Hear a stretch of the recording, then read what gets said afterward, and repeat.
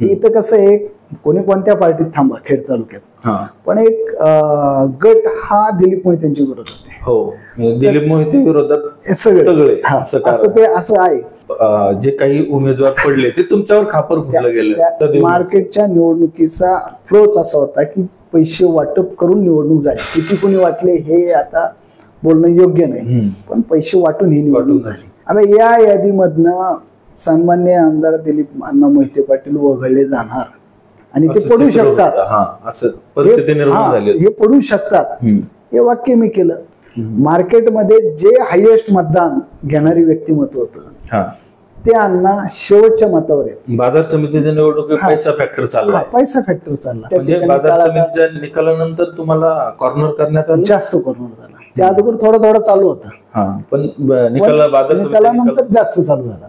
चंद्रकांत पाटलांचं असं मला म्हणणं आलं की शरदरावची भाव तुम्ही पाडले, याच्यावर शरदराव तुमच्यावर नाराज आहेत. चंद्रकांत दादांनी मला सांगितलं की आपण एकतर घरी बसा. तुमच्यावर 2 गंभीर स्वरूपाचे गुन्हे दाखल आहे, त्याच्याकडे ते कसे काय आणि केलं, याच्यातला मास्टरमाइंड कोण होता तुम्हाला गोवण्यात? आता मोहिते कुटुंबाशिवाय कोण करणार आहे? आता कसं आहे, ते सिद्ध करणं अवघड आहे, लक्षात राहू दे. आता ह्यांनी तर एकमेकात मारामाऱ्या झाल्यात. माझी तर काय मोहिते पाटलाबरोबर मारामारी नाही झाली, आणि मोहिते पाटलांनी पण सांगितलं की अतुल देशमुखनी कोणाच्या कानफडीत मारलेलं नाही, की मला तो त्रास झाला, त्यामुळे मला यांच्याबरोबर जायचं नाही, व्यासपीठावर बसायचं नाही, मला यांची वावा करायची नाही, त्यांच्याकडनं माझी वावा करून घ्यायची नाही. विधानसभा वगैरे असं काही नसतं. तशा चर्चा करून तुम्हाला काही मिळत नाही. आज प्रत्येक पक्ष म्हणून की तुला हे करतो, तुला ते करतो, आणि उद्या नाही म्हटले तर काय करणार? पवार साहेबांना सांगितलं, जिकडे गेलो तिकडे अपेक्षा ठेवून गेलो. त्यामुळे आता कुठल्या अपेक्षा नाही, काय नाही.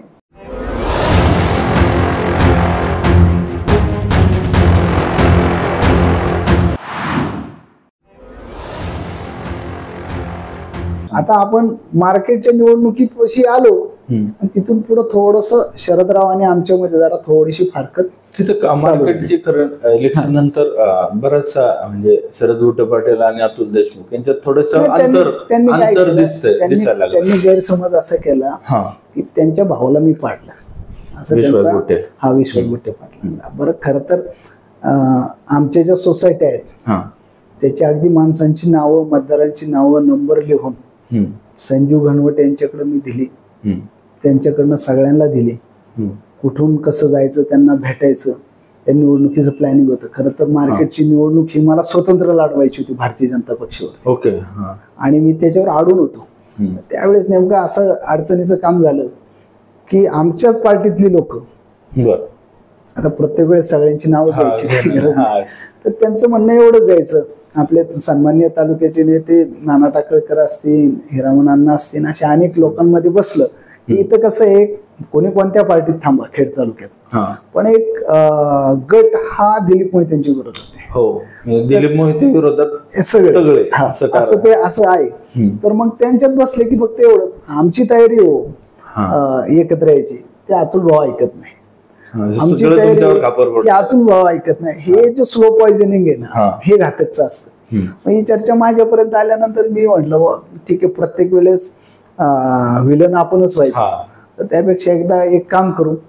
की आपल्याला या प्रक्रियेत जायचंच नाही, आता पॅनलच करायचं नाही. काय असतं, या मार्केटमध्ये सर्वसामान्य कार्यकर्त्याला एक संधी मिळत असते मोठ्या पदावर, तालुक्याच्या पदावर जायची, आणि त्याच्यात आपला पॅनल उभा राहिला, दुसरा हा झाला की मग ते खेळखंडोबा आणि मोहिते पाटलाकडे ते सरकणार, आणि मग पाटील त्यात विजय होणार. आणि आपल्याला लक्षात आलं असेल की त्या निवडणुकीमध्ये देखील पाटलांच्याकडनं इनडायरेक्टली लोकांच्या खूप चर्चा की एवढे पैसे द्या, मग हे पद बिनविरोध होणार, हे होणार, ते होणार. माझ्याकडे काही लोक निरोप घेऊन आले, तुम्हाला त्यावरती घेऊ, आपल्याला बिनविरोध करायची, अशी इथपर्यंत चर्चा होती. मग हे सगळेजण, संजयजी घनवट असतील, आपले टोपे सभापती आहेत लक्ष्मणराव हे असतील, या सगळे लोक आले, म्हटले तू जरा जुळून घे आणि पॅनलला एकत्र करू, तुझे काय लोक असेल ते दे, आपण पॅनल करू. मग मी या सगळ्यांना सांगितलं की उमेदवार तुम्ही द्या, आणि जे काय पॅनलमध्ये समजा आपल्याला लोक द्यायची आहेत, जिथे कमी भरतील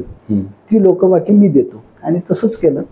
पॅनलला जी लोक कमी झाली, SC ST ची जागा आहे, ST NT ची जागा आहे, त्याच्यानंतर महिलाची जागा आहे, ह्याच जागा मी दिल्यात.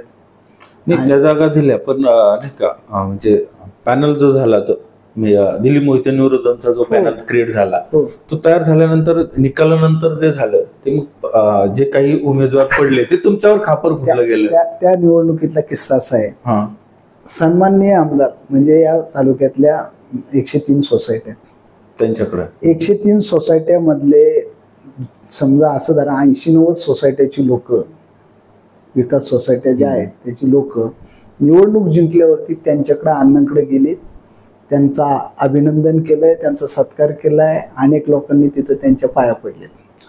म्हणजे असं धरायचं की 80% लोक त्यांना सन्माननीय आमदारांना भेटून गेले. बरोबर. आता ही निवडणूक आर्थिकवर झाली, यात काय शंका आहे का आपल्याला कोणाला की ही निवडणूक नाही बा एकदम सभ्यतेने झाली आणि विचारावर झाली, असं काय आहे का? मार्केटच्या निवडणुकीचा फ्लोच असा होता की पैसे वाटप करून निवडणूक झाली. किती कोणी वाटले हे आता बोलणं योग्य नाही, पण पैसे वाटून ही निवडणूक झाली. आता या निवडणुकीच्या याच्यामध्ये प्रचारामध्ये मी देव तोरण्याच्या सभेमध्ये भाषण केलं आणि त्याच्यात सांगितलं की आता निवडणूक पैशावर गेलेली आहे. आता लोक कॅलेंडरवर लिहायला लागले याचे एवढे याचे एवढे याचे एवढे आणि त्याची यादी व्हायला लागली. आता या यादीमधनं सन्माननीय आमदार दिलीप अण्णा मोहिते पाटील वगळले जाणार आणि ते पडू शकतात, हे पडू शकतात हे वाक्य मी केलं. त्यांनी भोसेच्या सभेत त्याच्यावर माझ्यावर टीका केली की हे म्हणतात की मी पडू शकतो. तर ते म्हणले मी पडू शकतो का, हे काय ज्योतिषी आहेत का? आज आपण त्या निवडणुकीचा निकाल शेवटचा पाहिला असेल की त्यांना निसटते यश आलं. मार्केटमध्ये जे हायएस्ट मतदान घेणारी व्यक्तिमत्व होतं ते अण्णा शेवटच्या मतावर आहेत. म्हणजे सगळ्यात कमी मतं घेतलेल्या आमच्या क्रांतीताई सोमवंशी, त्या क्रांतीताईपेक्षा पण त्यांना कमी मतं आहेत. शेवटचा जो कॅन्डिडेट आहे म्हणजे इतर घटकातला महिला मधला असेल इतर याच्यात त्यांच्यापेक्षा पण त्यांना कमी मत आहे. बाजार समितीच्या निवडणुकीत पैसा फॅक्टर चालला, पैसा फॅक्टर चालला. आता याच्यामध्ये माझा जिल्हा परिषद जो गट आहे त्या ठिकाणी माझ्या ज्या सोसायटी आहेत त्यांचं मतदान तुमच्याकडे त्यावेळेसच लिहून दिलेलं आहे. माझ्याकडे किती सोसायटी आहेत, तुमच्याकडे किती सोसायटी आहेत, तालुक्यातल्या सोसायट्यांचं मतदान आहे आम्ही लिहून दिलंय.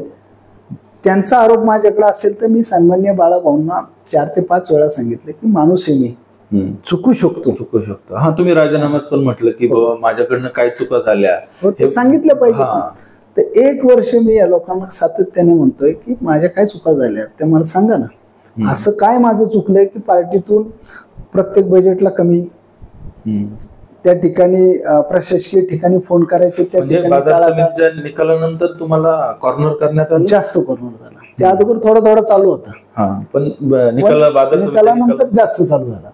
तर त्यावेळेस मी त्यांना असं म्हटलं की आपल्याला जर समजा शरदरावला भविष्यातला कॅन्डिडेट बनवायचा असेल विधानसभेचा आमच्यात समन्वय पाहिजे.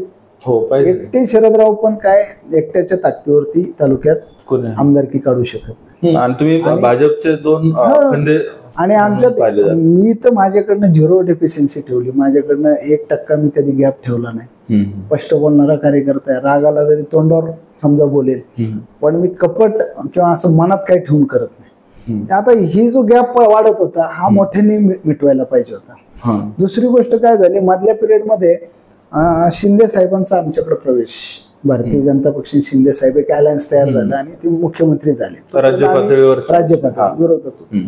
मग शिंदे साहेबांचा गट म्हणून सन्माननीय आताचे खासदारकीचे उमेदवार आहेत आणि माजी खासदार शिवाजीदादा आढळराव पाटील हे शिंदे गटात गेले. शिंदे गटात गेल्यानंतर जी त्यांना ताकद दिली गेली म्हणजे शिवसेनेचे सन्माननीय मुख्यमंत्री एकनाथजी शिंदे साहेब यांच्याकडनं जी आढळराव पाटलांना ताकद दिली गेली ती ताकद एकदम पॉवरफुल होती.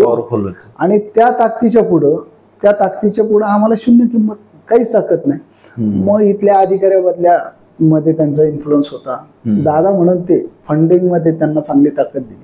माझा त्याच्यावर अजिबात आक्षेप नाही की कोणाला फंड देऊन, पण निवडणूक प्रमुख म्हणून माझ्याकडे पद आहे आणि मी त्या पदाच्या पद्धतीने मला जर फंड मिळाला तर 70 ग्रामपंचायत, 31 सोसायट्या, माझा स्वतःचा जिल्हा परिषद गट आहे, तालुक्यात अजून काही ठिकाणी आपल्याला मिळवायचंय, मार्केटला आपले 2-2 सदस्य झालेत, या सगळ्या ठिकाणी जर ताकद लावायची असेल तर फंड तुमचा आला पाहिजे. बरं, तुम्ही सत्तेत आहे म्हणून लोक तुमच्याकडे फंड मागणार आहे. बरोबर. तुम्ही सत्तेत नसाल तर कोण तुमच्याकडे फंड मागणार? कोणीच मागणार नाही. पण दुसरी गोष्ट अशी की प्रशासकीय कामामध्ये तहसीलदार, प्रांत ऑफिस, पोलीस, त्याच्यानंतर मोजणी ऑफिस, सगळ्या कार्यालयांमध्ये लोकांचे दाखले काढणं, छोटी छोटी कामं असतात. सगळ्या ठिकाणी आज जर कार्यकर्त्याला पैसे द्यायला लागत असतील, त्रास होत असेल, तर त्या ठिकाणी आमच्या पालकमंत्री ऑफिसकडनं त्या ठिकाणी फोन गेले पाहिजेत आणि त्यांना सांगितलं गेलं पाहिजे. तर मी ज्यावेळेस ही गोष्ट लक्षात आणून दिली सन्माननीय चंद्रकांत दादांच्या की बा आपल्याकडनं फोन गेले पाहिजे, बदल्या कोणाचे आहेत? म्हणलं आढराव पाटलांचे आहेत, काही महेश दादांचे आहेत. महेश दादांना मी फोन करेन, पण आढराव पाटलांच्या बदल्यामधल्या लोकांना मी काही फोन करणार नाही. चंद्रकांत दादा हो, मग चांगलं झाल्यागत झालं. म्हणलं अरे मग फोन कोण करणार आपल्यासाठी? बरं, आमदार म्हणून बाळाभाऊ सगळं पाहतात जिल्ह्याचं. मग बाळाभाऊंकडे काम घेऊन गेलं. पूर्वी बाळाभाऊ ज्या पद्धतीने काम करायचे आणि आता बाळाभाऊंचा जो हात सुटलेला होता की फक्त बरोबर आहे आपण हम साथ साथ दाखवण्यापुरता, तर तो जो लूजपणा होता तो मी अनुभवला. मला नक्की झालंय काय? मग मी 2 वेळा त्यांना बोललो की भाऊ नक्की झालंय काय. एकदा पुण्याच्या मीटिंग मध्ये देखील बोललो आणि म्हणलं भाऊ मला काय भविष्यात आमदारकीची निवडणूक लढलीच पाहिजे असं काही नाही. आपण जो निर्णय घ्याल तो पण आमचा समन्वय करा. माणूस आहे मी, बरोबर, चुकू शकतो. माणूस हे चुकू शकतो. आमच्याकडनं काय झालं, आमचा गॅप जो पडलाय त्याचा समन्वय करा ना आणि 1 to 1 करा. त्यांचे 5-6 कार्यकर्ते घ्या, माझे 5-6 कार्यकर्ते घ्या. अतुल देशमुख जर पुढे म्हटलं असेल की यांना मतदान करू नका, नाही आपण निर्णय घेऊ ना. पण न बोलतो तुम्ही उगाच ते भांडवल इतकं मोठं केलं, इतकं मोठं भांडवल केलं की तुमच्या दोघातला समेट कुणी घडवलाय नाही, ते डायलॉगला आले नाही. मध्यंतरी काय झालं, त्यांचं सगळं जिल्हाध्यक्ष वगैरे पद मिळालं आणि त्यानंतर मग त्याचे काही 3-4 कार्यकर्ते जे नेहमीचे बरोबर असतात, शिवाजी, आपला सुनील, संजय रौंदळ, हे सगळेजण आले आणि म्हटले की आपण बसू, एकत्र चर्चा करू. म्हटलं असं नाही बसणार. चंद्रकांत पाटलांचं असं मला म्हणणं आलं की शरदरावचे भाऊ तुम्ही पाडले, याच्यावर शरदराव तुमच्यावर नाराज आहेत. चंद्रकांत दादा तुम्हाला म्हटले? हो, मला बोलले ना. मग मी म्हटलं दादा त्यांना एकदा पुढे घ्या, आपण चर्चा करू. मतदानाचा बॅलेट आहे, कुठल्या बूथवर किती मतं जायची ते तर मी खोडू शकत नाही, खोडू शकतो नाही. तर त्या बूथमध्ये आमचा जो वरचा आंबोली बूथ आहे, आमचा नायफडचा बूथ आहे, त्याच्यावरचं मतदान बोलतंय ना. वाडा बूथ आहे त्याच्यावरच मतदान बोलतंय ना, काय बोलतंय ते. कोण सरासरी कसं झालंय सरळ सरळ पिक्चर दिसतंय. म्हटलं आपण बसू, म्हटलं. नाही झाली चर्चा कधी, त्याच्यावर चर्चाच नाही. दादांनी कधी चर्चा घडवली नाही, गॅप काढला नाही, बाळाभाऊंनी कधी काढला नाही. शरदरावचा 1 to 1 मला फोन नाही. खरं तर आम्ही वर्गमित्र, त्यांनी मला कधी फोनच नाही केला. मग हे सगळं कशासाठी होतं? ते काय DPTC मिळवणं किंवा आपलं जिल्हाध्यक्षपद मिळवणं, साईड बाय साईड पार्टीकडनं बाजूला काढणं. 10 कोटीच्या खाली मी जिल्हा परिषदचा कधी निधी बजेटला घेतला नाही.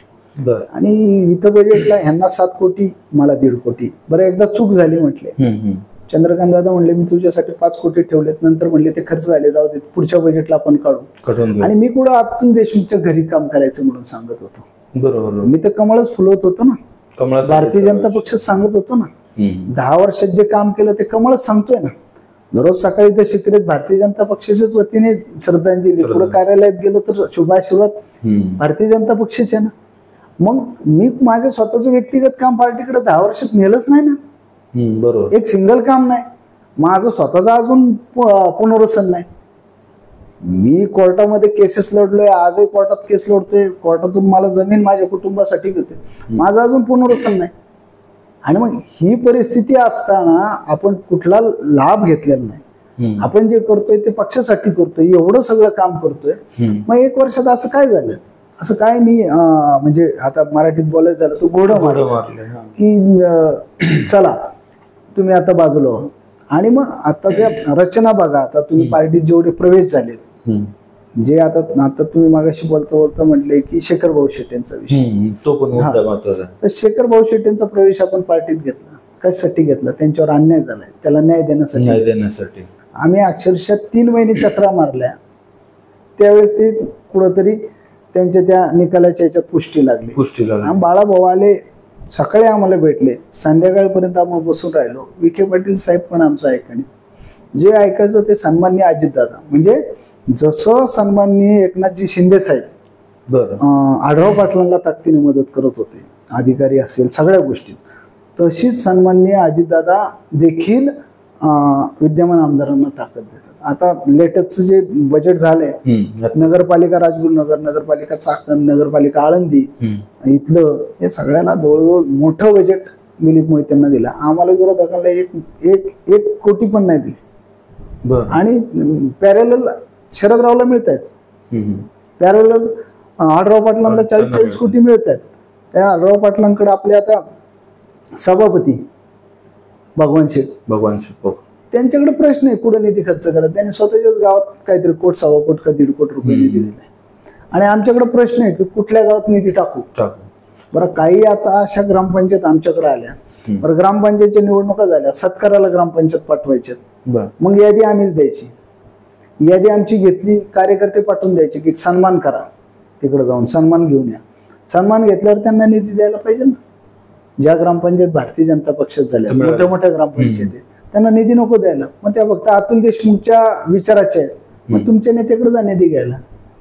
आणि यांच्या गुट्टे पाटलांचे काही नातेवाईकांनी बाहेर चर्चा केली की आमच्याकडे एवढा कोटी निधी, आता त्यांना निधी, म्हणजे मला किती निधी मिळणार यांच्या नातेवाईकांपर्यंत माहिती काय. म्हटलं नाही का, एकच गट म्हणजे पक्षवाढीसाठी पोषक ठरणार नाही, असं तुम्ही राजीनाम्यात पण म्हटले की एकाच गटात खर्च. आणि तसंच आहे ना बांध.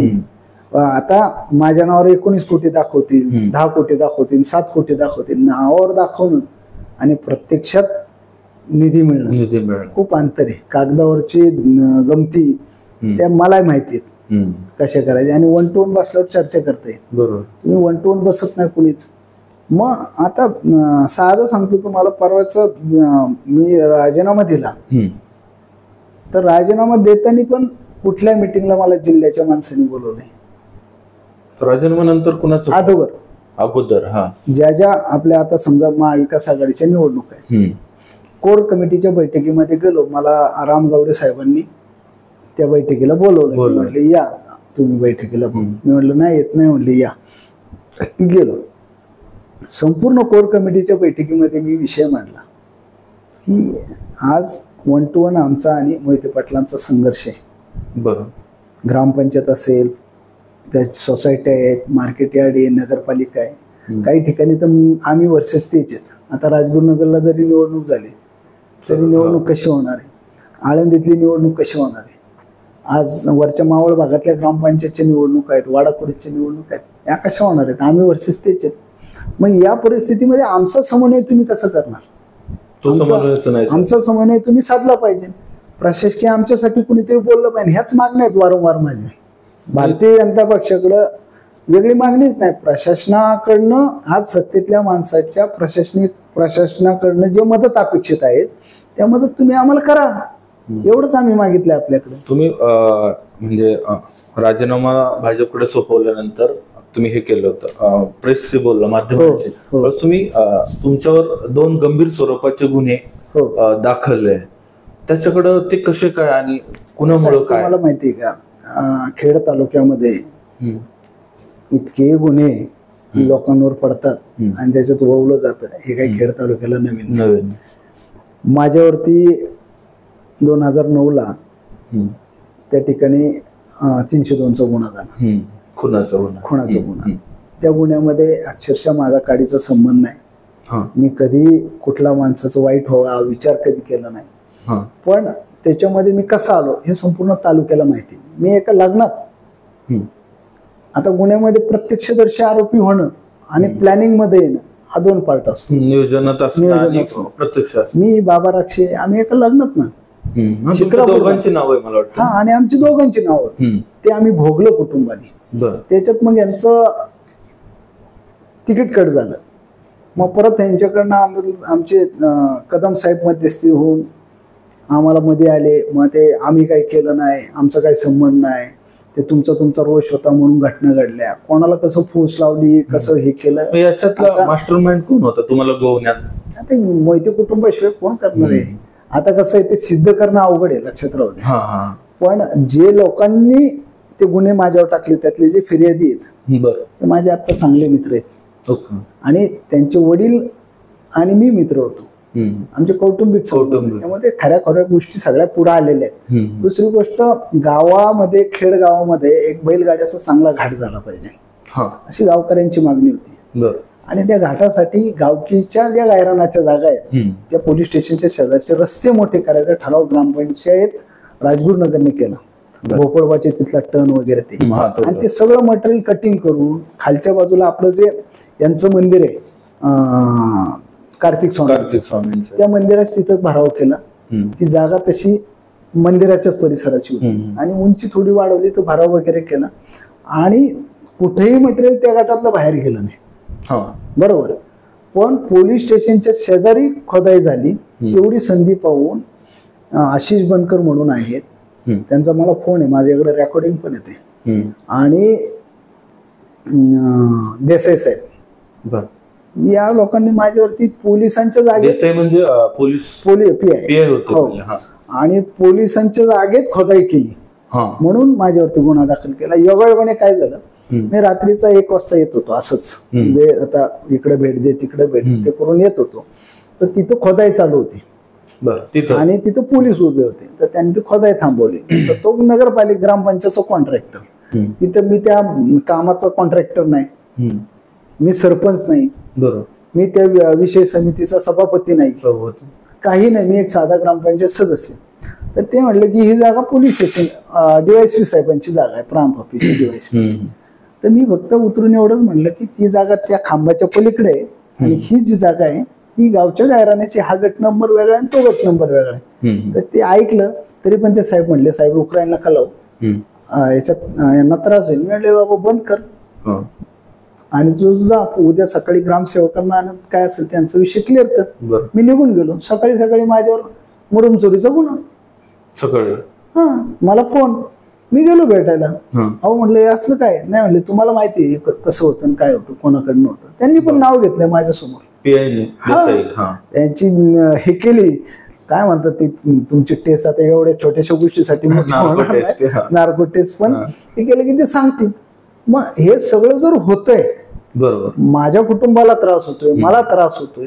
आणि दुसरी गोष्ट, राजकीय दृष्टिकोनातून पण आज मी आमदारकी त्यांच्या विरोधात लढलोय, बरोबर. मी आज त्यांचं त्या व्यासपीठावर जायचं, त्यांना छान छान म्हणायचं. आज हे सगळे एकमेकाला छान छानच म्हणतायत, म्हणजे जीव घेणारे छान छान म्हणायला. आता ह्यांनी तर एकमेकात मारामाऱ्या झाल्यात, माझी तर काय मोहिते पाटलाबरोबर मारामारी नाही झाली.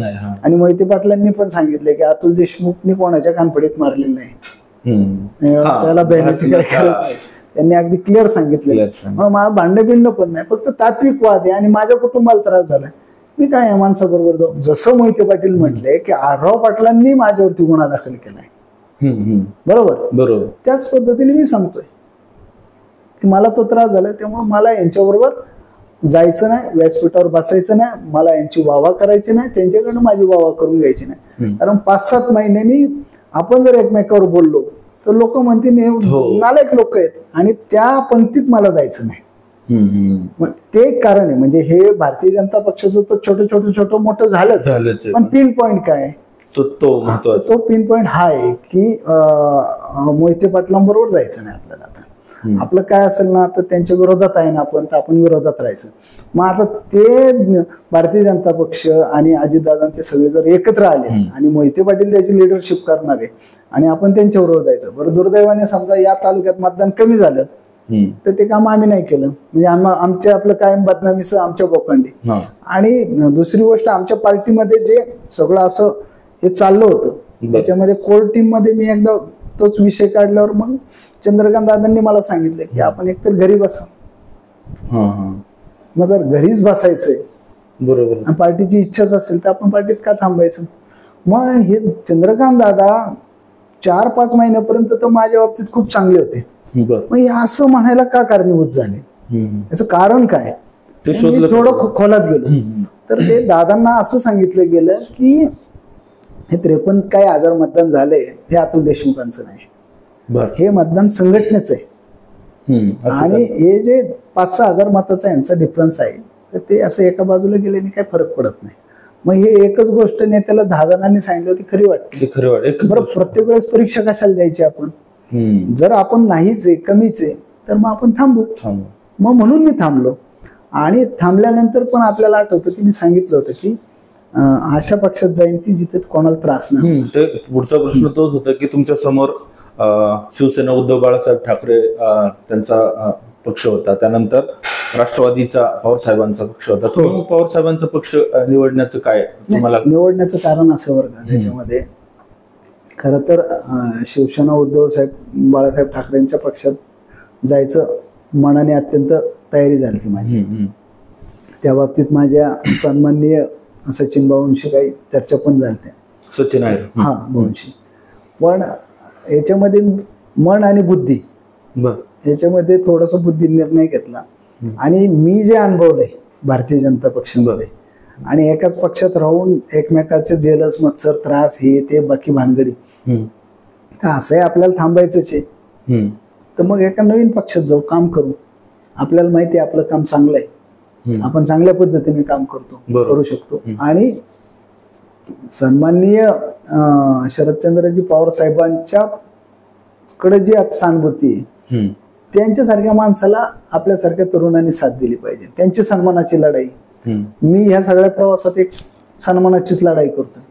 मग कुठंतरी या सन्मानाच्या लढाईत एका चांगल्या बाजूला थांबलं पाहिजे. आज डॉक्टर अमोल कोल्हे आहेत, त्यांचं माझं पहिल्यापासून संपर्क रिलेशन चांगलं राहिलेलं आहे. आमचे काही मित्र एकत्रच आहेत. मग त्या सगळ्या परिस्थितीत मग अमोलदादा बोलले की तुम्ही आमच्याकडे या. त्यांच्याकडनं चांगलं ऑफर आली. त्यापर्यंत माझ्याकडे त्यांच्याशी बोलताना काही विधानसभेसंदर्भात काही चर्चा? विधानसभा वगैरे असं काही नसतं. तशा चर्चा करून तुम्हाला काही मिळत नाही. आज प्रत्येक पक्ष म्हणून की तुला हे करतो, तुला चर्चा होती आणि उद्या नाही म्हटले तर काय करणार? मी तर साहेबांना इतकं सन्मानाने सांगितलं की साहेब जिकडे गेलो अपेक्षा ठेवून गेलो. पवार साहेबांना सांगितलं जिकडे गेलो तिकडे अपेक्षा ठेवून गेलो. त्यामुळे आता कुठल्या अपेक्षा नाही, काय नाही. आपण आमची जी ताकद आहे, क्षमता आहे, त्या पद्धतीने ज्यावेळेस संधी मिळेल त्यावेळेस संधी द्या. आज त्याच्यावर काय बोलणार? आज अंमलदादांची निवडणूक आणि साहेबांच्या सन्मानाची निवडणूक महत्वाची, त्याच्यावरच आपण भर दिला. पण तुमचा म्हणजे शरदचंद्र पक्षात प्रवेश झाला आणि इकडं उद्धव बाळासाहेब ठाकरे याच्यात गडबड झाली, म्हणजे गोंधळ झाला. त्या विचारांचा त्रास वाढू नये म्हणूनच मी शरद पवार साहेबांच्या पक्षात आलो. पण तरी पण मी आता जर समजा उद्या शिवसेना उद्धव बाळासाहेब ठाकरेंच्या पक्षात गेलो असतो, किती गडबड झाली असती या लोकांची. इकडे जाऊन पण गडबड. आता काय झालं, माझा एक रॅपो तयार झालाय लोकांमध्ये की 40-50 हजाराचा होल्डर आहे आणि हा जिकडे जाईल तिकडे आमदारकी. आणि मग हाला म्हणजे शब्द घेऊनच आला आणि यालाच आमदारकी मिळणार. ही जी विरोधकांच्या मनात भीती आहे, त्या भीतीमुळे हे रिॲक्शन. आता मी जर समजा असं झालं की सन्माननीय अजितदादांच्याच पक्षात गेलो असतो, तर आजचे आपले विद्यमान आमदार सन्माननीय दिलीपांना मोहिते पाटील यांची प्रतिक्रिया काय असते? कॉन्टिन्युअस की आलं दुखणं माझ्या वाटेल. बरोबर आहे. मी म्हटलं आपलं इकडे नको तिकडे आणि इकडे यांच्याकडे नको, शिवसेनेकडे. हे लोक काम करतायत, हे बिचारे पळतायत आणि त्याचा दुष्परिणाम अमोलजींना नको. एकतर हे तर फिक्स झालं की भारतीय जनता पक्षाचं काम करायचं. आता काम दुसरं करायचं तर अमोलजींचंच करायचं. मग त्या अमोलजींचा तोटा करायला आपण शिवसेनेत गेलो, त्यांचा तोटा होणार. बरोबर. दुसरी गोष्ट, इकडे पक्ष प्लेन आहे, पूर्ण मोकळा पक्ष आहे. इकडे जे सुधीरजी आहेत त्यांच्या आणि माझे काही एकत्र मित्र आहेत आणि मी अमोलजींना विचारलं की सुधीरजींचं काय म्हणणं आहे, तर ते म्हणले ते खुश आहेत, तुम्ही आले तर चालेल. ती चर्चा झाली आणि त्यांचा सुधीरजींचा जो विचार आहे तालुक्याच्या बाबतीतला, तोच माझा विचार आहे की आम्ही एका व्यक्तीच्या विरोधात आहे. ते झालं, एका व्यक्तीच्या विरोधात झालं. पण आता सुधीर मुंगसे पण इच्छुक आहेत, तशी तयारी करतायत, ते पळतायत. मग तुम्ही पण आता त्यांच्यात, आता ते तुमच्या दोघांमधला समन्वय तो सगळा तारेवरची कसरत असणार आहे. तारेवरची कायची कसरत? मी असा कार्यकर्ता आहे की एक कबीरजींचा धो आहे. मी कायम उदाहरण देतो, नर होत नाही बली समय बडा बलवान. आमचे कबीर बाबा आहेत, ते कायम सांगत असतात. तर माणूस बलवान नसतो साहेब, वेळ बलवान असते. आणि वेळ आली की ते सगळं होतं. आपलं त्या ईश्वरावरती, त्या वेळेवरती भरोसा आहे ना, माझ्या कामावर माझा विश्वास आहे. दुसरी गोष्ट, जर माझ्यापेक्षा चांगलं काम सुधीरजींनी केलं आणि सुधीरजींना तिकीट मिळत असेल तर मला काय वाईट आहे, मी शरदरावला पाठिंबा देत होतो, तो सुधीरजींना का नको देऊ? जर शरदरावचं माझ्यापेक्षा काम चांगलं असेल तर त्यांना ते मिळू दे ना, किंवा अजून कोणी शिवसेनेतला एखादा चांगला असेल आणि तो यशस्वी होत असेल तर मिळू दे ना, आमचं काय अडचण आहे त्याला. मी आमदारकीचं त्यावेळेसचा दावेदार 14चा, मी सुरेश भाऊच काम केलं ना साहेब, मी सुरेश भाऊची मदत केलंय का? मी केलं असतं तर काय झालं असतं? त्यावेळेच माझं वातावरण किती टॉपलं होतं. पण एवढं वातावरण चांगलं असताना देखील आपण एक विचारामागे जातो, आपण एक राहिलं तर सगळ्या गोष्टी घडतील.